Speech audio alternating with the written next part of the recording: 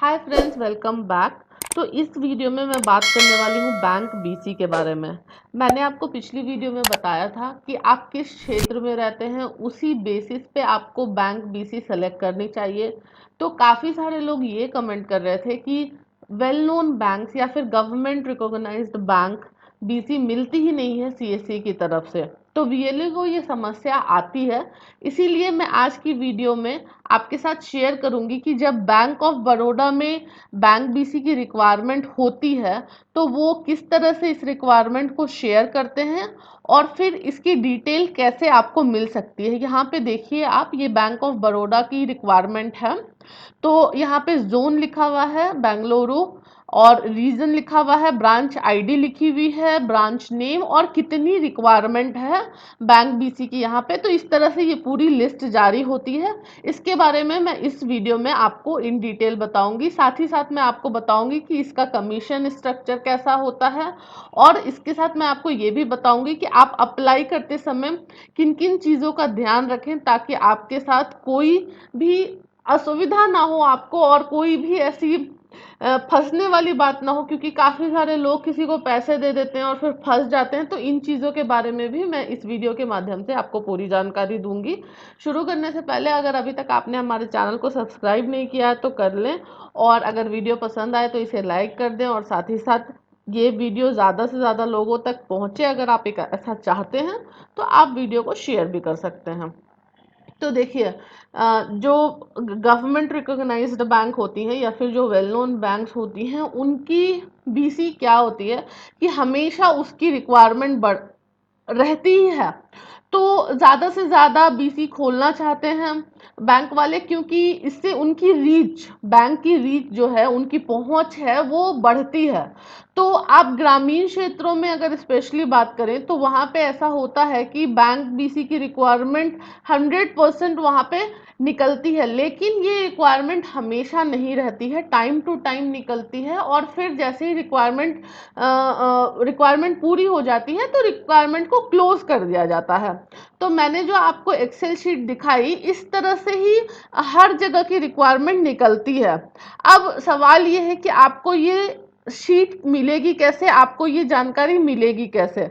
पहली बात मैं ये बता देती हूँ कि इसमें बहुत सारे एजेंट्स होते हैं जो आपको बैंक बीसी की रिक्वायरमेंट बताते हैं, लेकिन इसमें धोखाधड़ी होने का बहुत ज़्यादा चांस होता है, क्योंकि अगर आप किसी एजेंट पे आंख बंद करके भरोसा कर लेंगे तो हो सकता है कि वो आपसे पैसे लेकर के भाग जाए। अब जो शीट मैं दिखा रही हूँ इसमें देखिए, बैंगलोर, हैदराबाद, विजयवाड़ा, इस तरह से काफ़ी सारे लोकेशन में कितनी कितनी रिक्वायरमेंट है ये सब कुछ लिखा गया है। और साथ ही साथ यहाँ पे जो है आपको एरिया के नाम के साथ साथ ये भी लिखा गया है कि यहाँ पे इस पर्टिकुलर एरिया पे कितनी सारी आपको रिक्वायरमेंट है। जैसे बैंगलोर की बात करें तो ये राजाजी नगर है, राजाजी नगर में 3 बैंक बीसी की रिक्वायरमेंट है फिलहाल, और ये है बैंक ऑफ बड़ौदा की सिर्फ रिक्वायरमेंट। तो इसी तरह एसबीआई की रिक्वायरमेंट भी आती है, केनरा बैंक की रिक्वायरमेंट भी आती है।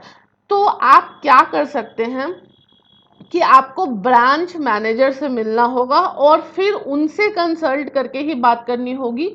आपको बताना होगा उनको कि आप अच्छे से अच्छा काम करेंगे, और फिर आप उनको ये बताएं कि आपको एक्सपीरियंस भी है, आपके पास ग्राहक भी बहुत ज़्यादा आते हैं, क्योंकि अगर आप एक सीएससी वीएलई हैं तो ऑब्वियसली आपके पास एक कस्टमर बेस रहेगा। तो ये सारी चीज़ें आप उनको बताएं तो डेफिनेटली वो लोग आपकी हेल्प करेंगे और इस तरह की जो भी रिक्वायरमेंट है वो आपके साथ शेयर करेंगे। देखिए, काफ़ी बारी ऐसा होता है कि जो बैंक मैनेजर होते हैं वो भी कुछ पैसों की डिमांड कर सकते हैं। तो इसको आप कैसे टैकल करेंगे, इसको आप कैसे हैंडल करेंगे, ये आपके ऊपर है।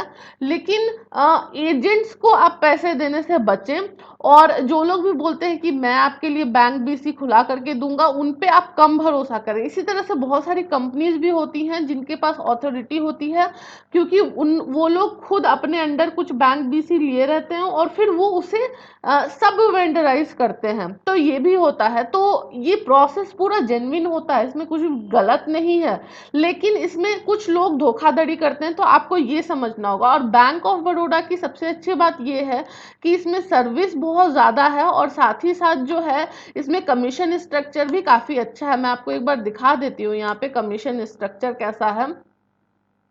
तो यहाँ पे सेविंग्स बैंक अकाउंट खोल सकते हैं और ई केवाईसी के जरिए खोलता है। और अगर नॉन फंडेड अकाउंट है तो आपको 8 रुपये पर अकाउंट मिलता है, फंडेड अकाउंट 20 रुपये मिलता है पर अकाउंट। और उसके बाद मतलब फंडिंग सिर्फ 100 रुपीज़ की करानी है, ऐसे नहीं कि आपको 1000 2000 4000 रुपये कराने हैं।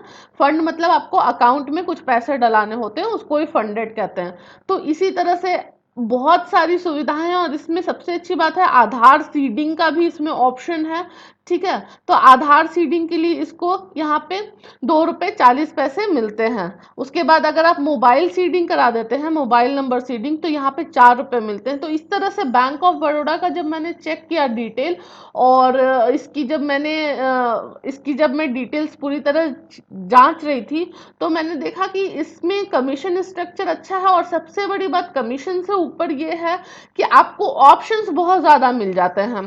क्योंकि आपने देखा होगा कि जो लोग आईसीआईसीआई का काम कर रहे हैं वहाँ पे अकाउंट ओपनिंग की आपको सुविधा ही नहीं दी गई है। तो अकाउंट ओपनिंग बहुत ही ज़रूरी है अगर आप एक बैंक बीसी चला रहे हैं तो इसी तरह से मैं दूसरे जो स्ट्रक्चर्स हैं वो भी आपको एक बार दिखाती हूँ। यहाँ पे आप देख सकते हैं कि 1 मिनट मैं थोड़ा जूम इन करती हूँ। हाँ, तो देखिए यहाँ पे आप देखिए कि लोन रिकवरी का जो है ऑप्शन वो भी दिया गया है आपको। उसके बाद फिर मतलब जो ऑफलाइन एक्टिविटीज होती हैं, कहने का मतलब यहाँ पे कुछ ऑनलाइन एक्टिविटी भी आपको इनेबल की जाती है और साथ ही साथ ऑफलाइन एक्टिविटी भी इनेबल की जाती है। तो इस तरह से आपको जब बैंक आप चुनते हैं ना, तो ऐसा बैंक सेलेक्ट करिए कि आप ज़्यादा से ज़्यादा सुविधाएं दे सके अपने ग्राहक को। और इस तरह की लिस्ट जो मैंने आपको दिखाई वो हमेशा जारी होते रहती है 6 महीने 3 महीने के अंदर अंदर। तो आप कांस्टेंट टच में रहें अपने ब्रांच मैनेजर के, और उनको बताएं कि आप किस तरह से बैंक को भी ग्रो करने में मदद करेंगे, क्योंकि इसमें बैंक का फायदा भी होता है और आपका फायदा भी होता है। लेकिन याद रखिए कि अगर आप सीएससी से बैंक मित्र नहीं बनते हैं तो आपको आधार का काम नहीं मिलेगा। जो जिन लोगों को भी बैंक मतलब आधार यूसीएल का काम चाहिए वो लोग सीएससी की तरफ से ही बैंक मित्र बने। जो भी बीसी पॉइंट्स मिल रही हैं सीएससी से, चाहे वो एचडीएफसी हो, आईसीआईसीआई हो, एक्सिस बैंक हो, जो भी हो, तो आप उनसे ही लें। अदरवाइज फिर ये वैलिड नहीं कंसिडर करती है सीएससी, और फिर आपको यूसीएल का काम, आधार यूसीएल का काम नहीं मिलेगा। इसके साथ मैं ये बात भी आपको बता देती हूँ कि एसबीआई की जो लिस्ट है वो अभी अभी आई है, नई एक लिस्ट। तो आप एसबीआई ब्रांच में जाकर के भी बात कर सकते हैं, क्योंकि SBI one of the best bank है बैंक बीसी के लिए। तो आप एसबीआई में बात करें, और एसबीआई में रिक्वायरमेंट काफ़ी ज़्यादा होती है बैंक बीसी की। तो आप एसबीआई ब्रांच मैनेजर से बात करें और उनको बताएं कि आप इस तरह से काम करना चाहते हैं। अदरवाइज फिर एजेंट्स का चक्कर तो रहता ही है, एजेंट्स के थ्रू तो काम होता ही है, पर वो आपके समझदारी पे निर्भर करता है कि आप कितना इस चीज़ को हैंडल कर सकते हैं अपने एंड से।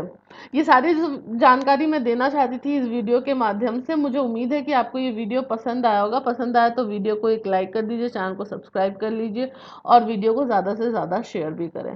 Thank you.